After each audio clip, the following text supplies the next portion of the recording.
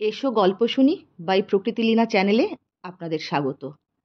যারা গল্প শুনতে ভালোবাসেন তারা আমাদের চ্যানেলে চলে আসতে পারেন। এখানে আমরা নিত্য নতুন গল্প শোনানোর চেষ্টা করব আপনাদেরকে। আর যদি আমাদের গল্প আপনাদের ভালো লাগে তাহলে চ্যানেলটিকে সাবস্ক্রাইব করে বেল আইকনটিকে প্রেস করে রাখবেন। তাহলে নতুন গল্প চ্যানেলে এলেই তার খবর পৌঁছে যাবে আপনাদের কাছে। তাহলে আজকে আর দেরি না করে শুরু করা যাক আজকের নতুন গল্প। আজকে আমি শোনাতে চলেছি শরদিন্দু বন্দ্যোপাধ্যায় রচিত সদাশিবের আদিকাণ্ড। সদাশিব গায়ে টিকতে পারল না। একে তো সে বাপ মা মরা ছেলে, মামার বাড়িতেই মানুষ, তার উপরে গা শুদ্ধ লোক, তার উপরে চটা। সবাই বলে আমরা না খেয়ে খেয়ে শুকিয়ে গেলাম, আর তোর এমন তেল চিকচিকে চেহারা হলো কি করে? নিশ্চয়ই আমাদের খাবার চুরি করে খাস। সদাশিব কাঁদো কাঁদো হয়ে বলে, কখনো না, কার চুরি করে খেয়েছি তোমরাই বলো। তা অবশ্য কেউ বলতে পারে না, কিন্তু শাসিয়ে দেয়, যেদিন ধরব সেদিন হাড় একঠাই আর মাস একঠাই করব। সত্যি গ্রামের অবস্থা ভারী শোচনীয় হয়ে দাঁড়িয়েছে। মহারাষ্ট্র দেশের এক প্রান্তে পশ্চিমঘাটের খাজের মধ্যে ছোট্ট গ্রামটি এতদিন বেশ সুখে স্বাচ্ছন্দ্যে ছিল, কিন্তু কয়েক বছর থেকে এমন উৎপাত আরম্ভ হয়েছে যে বলবার কথা নয়। রাজায় রাজায় যুদ্ধ বেঁধেছে। উত্তর থেকে মোগলেরা এসে দৌলতাবাদ মহলে বসেছে, আর দক্ষিণে আছে আদিল শাহী বিজাপুরী রাজ্য। দুই পক্ষে ঠোকাঠুকি লেগেছে। যুদ্ধ তো চলছেই, তার ওপর দুই পক্ষের সিপাহীরা সুবিধা পেলেই গ্রাম লুট করছে। গ্রামবাসী চাষারা সারা বছর পরিশ্রম করে যা দু চার দানা জোয়ার বাজরি তুলছে তা গ্রামবাসীদের পেটে যাচ্ছে না। বেশিরভাগই সিপাহীরা লুটে নিয়ে যাচ্ছে। কথায় বলে রাজায় রাজায় যুদ্ধ হয়, উলুখাগড়ার প্রাণ যায়। গ্রামের অবস্থা হয়েছে তাই। আধপেটা খেয়ে গ্রামের লোক কোনো রকমে বেঁচে আছে। উপরন্তু সম্প্রতি আর এক উপসর্গ হয়েছে। শিবাজি নামে এক মারাঠা যুবক একদল ডাকাত জোগাড় করে চারিদিকে লুটতরাজ করে বেড়াচ্ছে। গরিব চাষাদের ওপর সে হানা দেয় না, তার নজর রাজা বাদশার উপর। ভারী ডাকাবুকো লোক, কাউকে ভয় করে না। লোকে বলে শিবাজি নাকি মোগলদের তাড়িয়ে আর বিজাপুরি মুসলমানদের দমন করে মহারাষ্ট্র দেশে হিন্দু রাজ্য স্থাপন করতে চায়। কিন্তু তা কি করে পারবে শিবাজি? মোগলদের তাড়ানো কি সামান্য ডাকাতের কাজ? মাঝ থেকে দেশের লোকের দুর্দশা বেড়েই যাচ্ছে। কারুর ঘরে অন্ন নেই, সকলের চেহারা কঙ্কালসার। কেবল সদাশিবের চেহারা ওরই মধ্যে একটু শ্বাসে জ্বলে। তার বয়স 17 কি 18 বছর। বেটে খাটো কর্মঠ দেহ, চিকন শ্যাম গায়ের বর্ণ, মুখখানি ভালো মানুষের মতো। আচার আচরণও শান্তশিষ্ট, কিন্তু গায়ের সবাই তার শত্রু। সবাই ভাবে ছোড়া কোথা থেকে বেশি খাবার পায়। তার মামা সখারাম কিপ্টে মানুষ, সে নিজে না খেয়ে ভাগ্নেকে বেশি খেতে দেবে, একথা বিশ্বাস করা যায় না। সবাই সদাশিবের উপর নজর রাখে, কিন্তু কেউ কিছু ধরতে পারে না। তাদের খালি রাগ হয়। তারা জানে না যে গ্রামে সদাশিবের একটি বন্ধু আছে, যে নিজের সিকিপেটা খেয়ে নিজের খাবারের ভাগ সদাশিবকে দেয়। গায়ে কেবল ওই একটি মানুষ সদাশিবকে ভালোবাসে। একদিন গ্রীষ্মের বিকেলবেলা সদাশিবের মামা সখারাম বললেন, বাবা সদাশিব, তোমাকে আর আমি খেতে দিতে পারছি না, এবার তুমি নিজের রাস্তা দেখো। গায়ের বারোয়ারি বটতলায় 5 জন মাতব্বর উপস্থিত ছিলেন। তাদের সামনেই সখারাম কথাটা তুললেন। বোধহয় মাতব্বরদের সঙ্গে আগেই সলা পরামর্শ করে রেখেছিলেন। সদাশিব হা করে মামার মুখের পানে চেয়ে রইল। শেষে বলল, তুমি খেতে না দিলে আমি খাবো কি? গায়ের বুড়ো বিঠ্ঠল পাটিল বললেন, তুমি জোয়ান হয়েছ, নিজে পরিশ্রম করে রোজগার করে খাবে, মামা তোমাকে কতদিন খাওয়াবে? সদাশিব বলল, আমি পরিশ্রম করতে সর্বদাই প্রস্তুত, তোমরা আমায় কাজ দাও। একজন মোড়ল হাত উল্টে বললেন, কাজ কোথায়? দেখছো না আমরা সবাই হাত গুটিয়ে বসে আছি। কার জন্য চাষবাস করব? সিপাহীদের জন্য? সদাশিব বলল, তবে আমি কি করব বলে দাও। বিঠ্ঠল পাটিল খিচিয়ে উঠলেন, তা আমরা কি জানি? তোমাকে গায়ের কেউ চায় না। তুমি কালই যেখানে ইচ্ছে চলে যাও। সদাশিব ছল ছল চোখে সকলের পানে তাকাতে লাগলো। বলল, কোথায় যাব? আমি যে কখনো গায়ের বাইরে যাইনি। একজন মাতব্বর বললেন, যাবার ভাব নাকি? মোগলদের দলে ভিড়ে পড়ো গিয়ে। তুমি তো আমাদের মতন রোগা পটকা নয়, বেশ মোটা তাজা আছো, মোগলরা লুফে নেবে। আর একজন বললেন, বিজাপুরীদের দলেও যোগ দিতে পারো। তৃতীয় মাতব্বর রসিকতা করে বললেন, সবচেয়ে ভালো তুমি শিবাজি ডাকাতের দলে জুটে যাও, তোমার চুরি করা অভ্যাস আছে, ডাকাতদের দলে খুব কদর হবে। সদাশিব আরো কিছুক্ষণ সেখানে দাঁড়িয়ে রইল। তারপর আস্তে আস্তে গিয়ে নদীর কিনারে বসল। গ্রামের কিনারে ছোট্ট পাহাড়ি নদী, গ্রীষ্মের তাপে প্রায় শুকিয়ে এসেছে। তীরে ঝোপঝাড়, জঙ্গল। একটা পনস গাছ নিঝুমভাবে দাঁড়িয়ে আছে। গাছে একটিও ফল নেই, ইচড় অবস্থাতেই গায়ের লোক পেরে নিয়ে গেছে। সদাশিব তার একটা নিচু ডালে উঠে বসে গুড়িতে ঠেস দিয়ে ভাবতে লাগলো। সদাশিব অনেকক্ষণ বসে ভাবল, কিন্তু কোনো কুল কিনারা পেল না। এদিকে সন্ধ্যা হয়ে আসছে। সদাশিব তখন ডাল থেকে নেমে নদীর তীর থেকে দুটি নুড়ি কুড়িয়ে আনলো। নুড়ি দুটি পনস গাছের ডালের ওপর রেখে গায়ে ফিরে চলল। দুটি নুড়ির সংকেত কেবল একজন বুঝবে, 2 প্রহর রাতে এখানে এসো, দেখা হবে। ফিরে যেতে যেতে সদাশিব দেখল গায়ের ঝি বউরা নদীতে জল নিতে আসছে। সে তাদের এড়িয়ে অন্য রাস্তা দিয়ে গ্রামে ফিরে গেল। পাহাড়ের উপত্যকায় রাত্রি আসে তাড়াতাড়ি। সদাশিব ফিরে এসে মামির দেওয়া আধখানা শুকনো বাজরার রুটি খেয়ে বাইরের দাওয়ায় শুয়ে ঘুমিয়ে পড়ল। তার ঘুম ভাঙল রাত দুপুরে। পূব আকাশে কৃষ্ণপক্ষের চাঁদ উঠি উঠি করছে।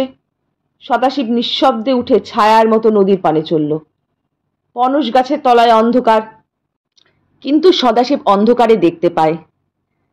সে দেখল গাছের নিচু ডালে ঠেস দিয়ে একটি মেয়ে দাঁড়িয়ে আছে। গায়ের মোড়ল বিঠ্ঠল পাটিলের মেয়ে কুমকুম। সদাশিব তার পাশে গিয়ে গাছের ডালে ঠেস দিয়ে দাঁড়ালো। কুমকুমের বয়স যদিও 13-14 বছর, কিন্তু তাকে দেখলে মনে হয় 9-10 বছরের মেয়ে। ছোটখাটো শরীরটিতে কিন্তু বেশ সৌষ্ঠব আছে। বেশি কথা কয় না, কিন্তু ভারী বুদ্ধিমতী। এতটুকু মেয়ের যে এত বুদ্ধি থাকতে পারে তা কেউ ভাবতেও পারে না। ফিসফিস করে কথা হলো। সদাশিব বলল, কুঙ্কু, সব খবর জানিস তো? কুঙ্কু বলল, জানি। এই নাও, খাও, বলে হাতের খাবার সদাশিবের মুখের কাছে ধরল।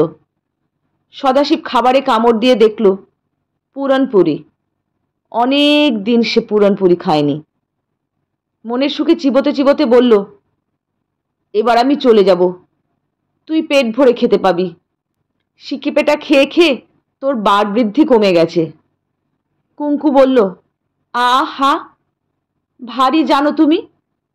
সিকি টুকরো রুটি খেয়েই আমার পেট ভরে যায়, বাকি রুটি কি ফেলে দেব? তাই তোমার জন্য রেখে দেই। এতক্ষণে চাঁদ একটু উঁচুতে উঠেছে। গাছের পাতার ভিতর দিয়ে ঠান্ডা জ্যোৎস্না তাদের মুখে পড়েছে। সদাশিব বলল, আমি চলে গেলে কি করবি? কুঙ্কু এ কথার জবাব দিল না। বলল, সকালেই চলে যাবে? সদাশিব বলল, হাঁ, তোর বাবা গায়ের পাটিল, সে চলে যেতে বলেছে। যদি না যাই মেরে তাড়াবে। ভাবছি সকাল হবার আগেই চলে যাব। কুঙ্কু বলল, কোথায় যাবে? সদাশিব কিছুক্ষণ পুরনপুরি চিবিয়ে বলল, তা জানি না। কেউ বলে মোগলদের দলে যাও, কেউ বলে বিজাপুরীদের দলে যাও। তুই কি বলিস? কুঙ্কু বলল, আমি বলি তুমি পুনায় যাও, শিবাজির দলে যোগ দাও। শিবাজিকে লোকে ডাকাত বলে, কিন্তু তিনি সত্যি ডাকাত নয়।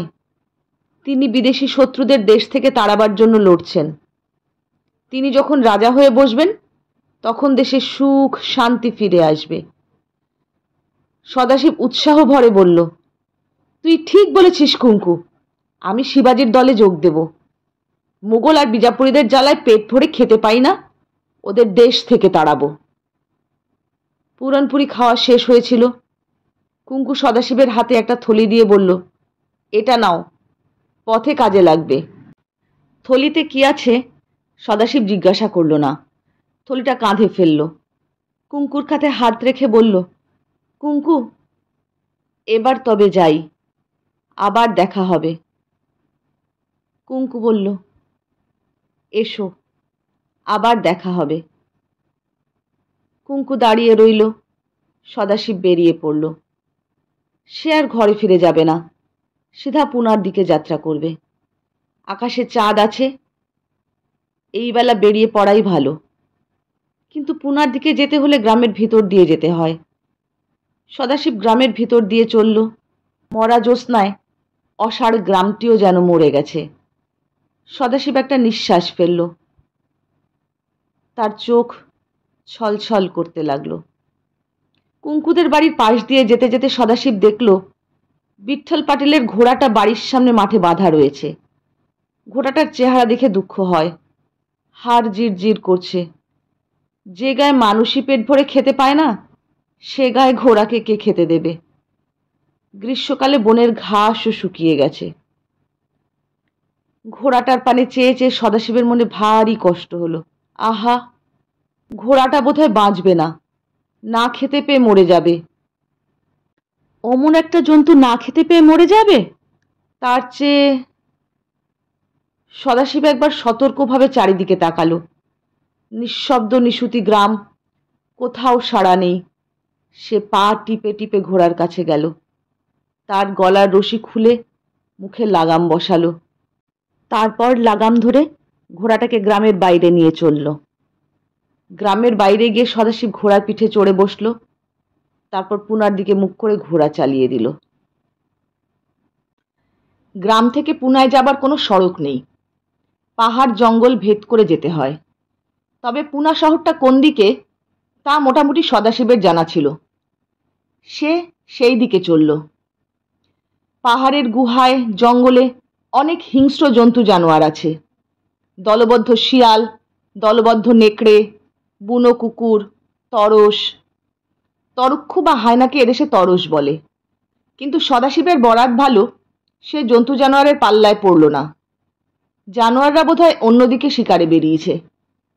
ক্রমে সকাল হলো, চাঁদ ফ্যাকাশে হয়ে মিলিয়ে গেল, সূর্য উঠল।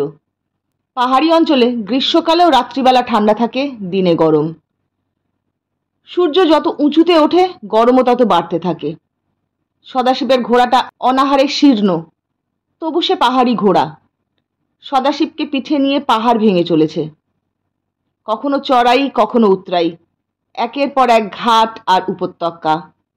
দেখলে মনে হয় সমুদ্রের উত্তাল ঢেউ হঠাৎ জমাট বেঁধে পাথর হয়ে গেছে।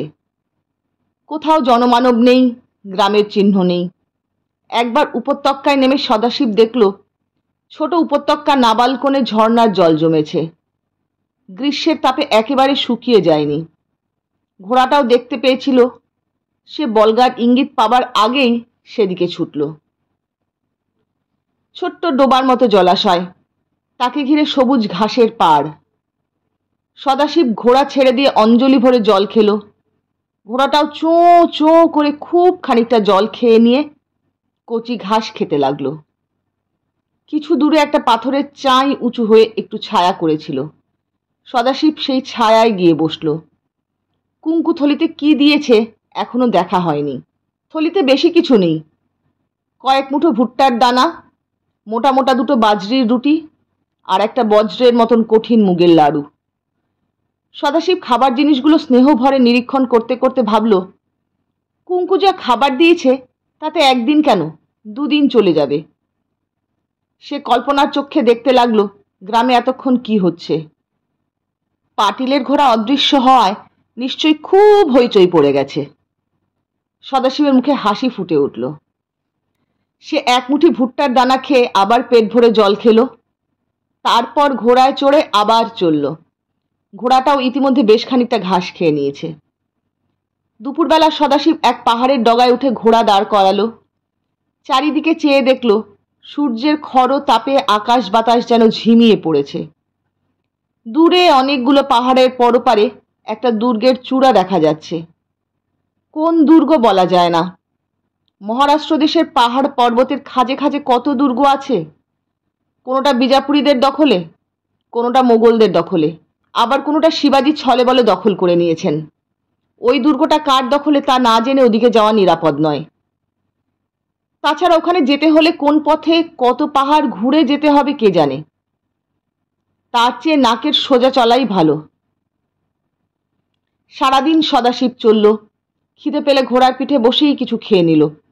অবশেষে সূর্য যখন পাটে বসতে যাচ্ছে এমন সময় সে একটা নতুন উপত্যকায় পৌঁছালো। বেশ বড় উপত্যকা, অনেক গাছপালা, মাঝখান দিয়ে একটা সরু নদী বয়ে গেছে। সদাশিব ভাবল, পুনার কাছাকাছি পৌঁছে গেছি, হয়তো মানুষের দেখা পাবো। তাও যদি নাও পাই, এখানে রাত কাটানো শক্ত হবে না। অনেক বড় বড় গাছ আছে।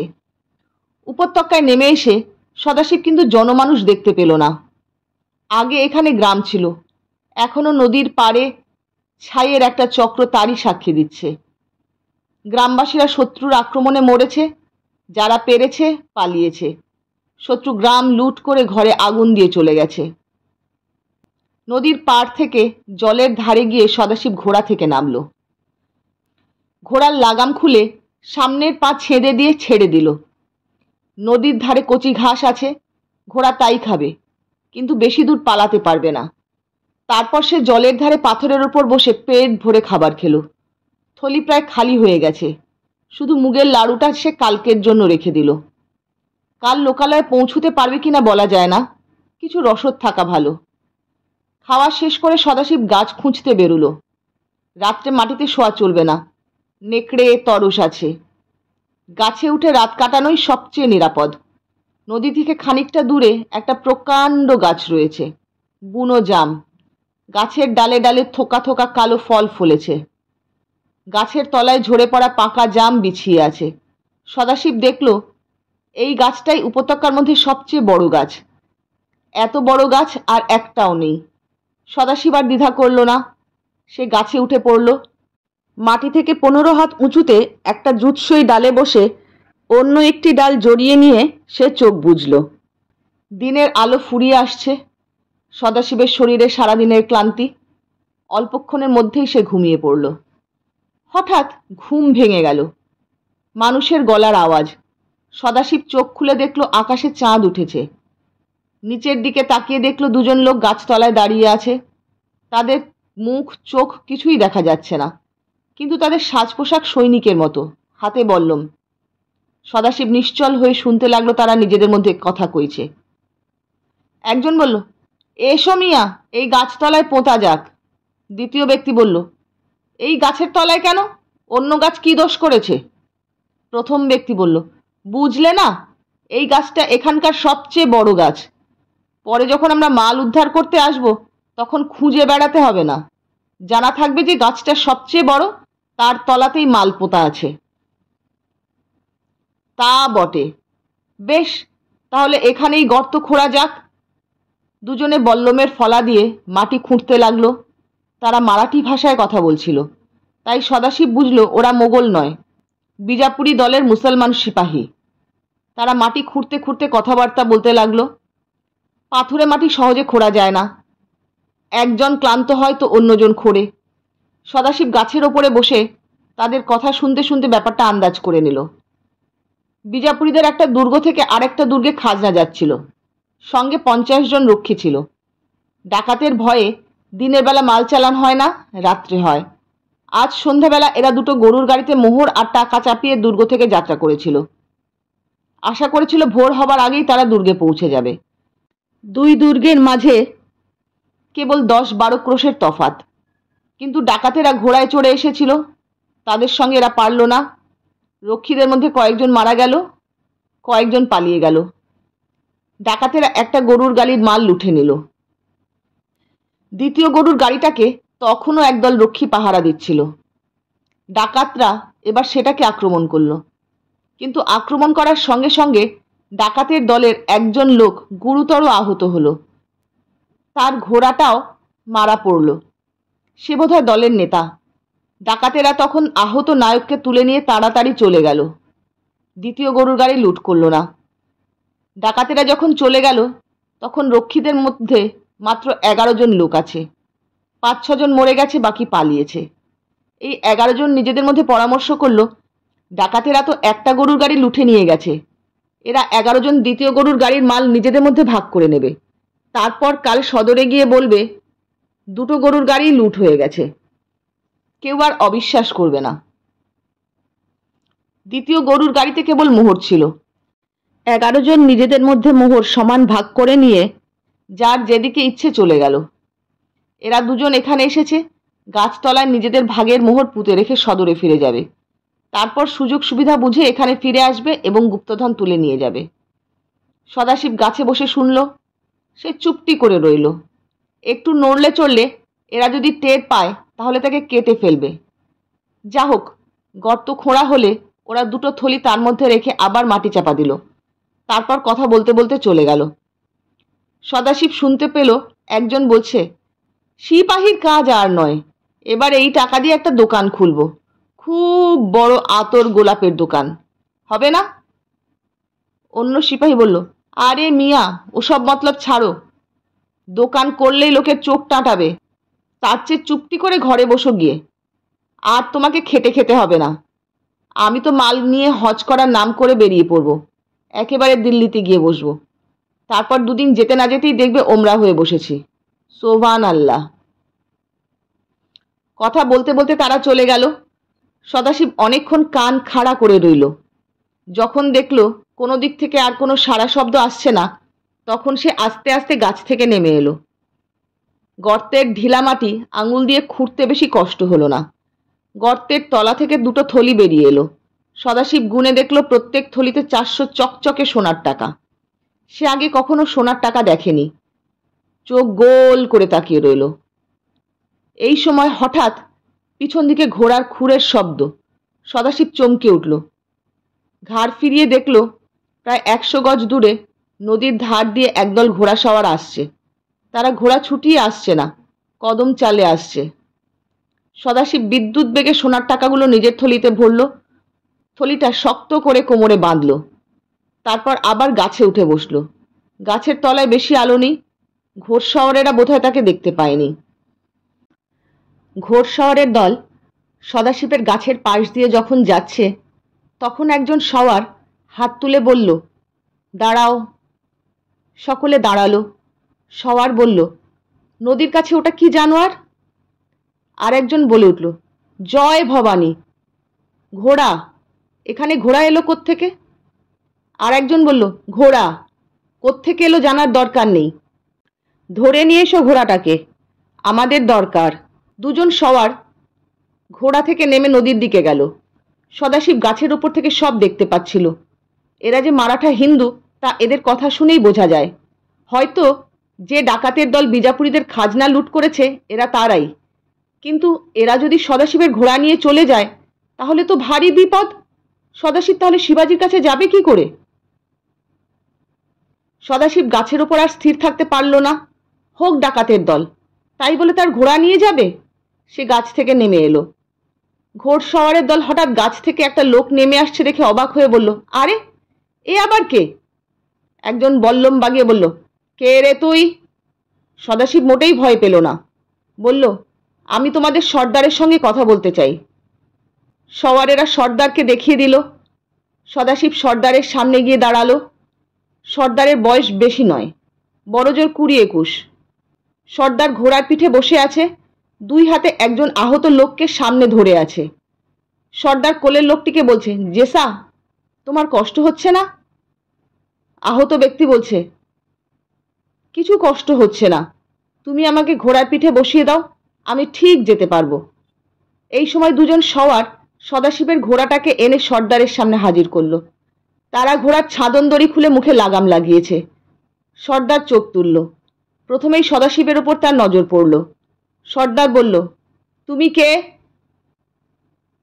আমার নাম সদাশিব। তোমরা আমার ঘোড়া ধরেছ কেন? সর্দার বলল, ঘোড়ার মালিক তুমি? তোমার বাড়ি কোথায়? আমার বাড়ি ডোঙ্গরপুরে। ডোঙ্গরপুরে? সে তো এখান থেকে অনেক দূর। তুমি গ্রাম থেকে এত দূরে এলে কি করে? আমি শিবাজির সঙ্গে দেখা করতে যাচ্ছি। সর্দার কিছুক্ষণ সন্দিগ্ধভাবে সদাশিবের পানে চেয়ে রইল। তাই নাকি? শিবাজির সঙ্গে তোমার কি দরকার? আমি শিবাজির অধীনে যুদ্ধ করব। সর্দার এবার হাসল, বলল, তা বেশ, আমরাও শিবাজির দলের লোক। তুমি আমাদের সঙ্গেই এসো না। যেতে পারি, কিন্তু আমার ঘোড়া। তোমার ঘোড়াটা আমাদের একটু দরকার আছে।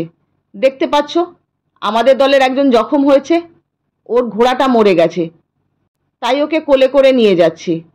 তোমার ঘোড়াটা পেলে ওকে তার পিঠে বসিয়ে দেব। কেমন, দেবে তোমার ঘোড়া? গড়ে পৌঁছে তুমি তোমার ঘোড়া আবার ফেরত পাবে।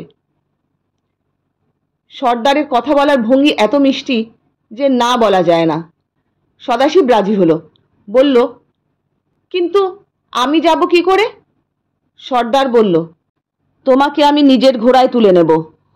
আমার ঘোড়াটা মজবুত আছে, দুজনের ভার বইতে পারবে। তখন কয়েকজন সওয়ার ধরাধরি করে আহত লোকটিকে সর্দারের ঘোড়া থেকে নামিয়ে সদাশিবের ঘোড়ার পিঠে বসিয়ে দিল। সদাশিব সর্দারের পিছনে ঘোড়ার পিঠে চড়ে বসল। ঘোড়সওয়ারের দল আবার আস্তে আস্তে চলতে আরম্ভ করলো। চলতে চলতে সদাশিব লক্ষ্য করল, সর্দার ছাড়া অন্য সব সওয়ারের ঘোড়ার দুপাশ থেকে লম্বা লম্বা ছালা ঝুলছে। দেখলেই বোঝা যায় ছালার ভিতর ভারী মাল আছে। সদাশিবের মনে আর সন্দেহ রইল না যে এরাই বিজাপুরীদের খাজনা লুট করেছে। সঙ্গে একজন আহত লোক রয়েছে, সবাই মিলে যাচ্ছে। সওয়ারের দল আবছায়া জ্যোৎস্নায় উপত্যকার ভিতর দিয়ে লম্বালম্বি চলল। সদাশিব দেখল, এরা পাহাড়ের পিঠ বেয়ে বেশি উঠছে না।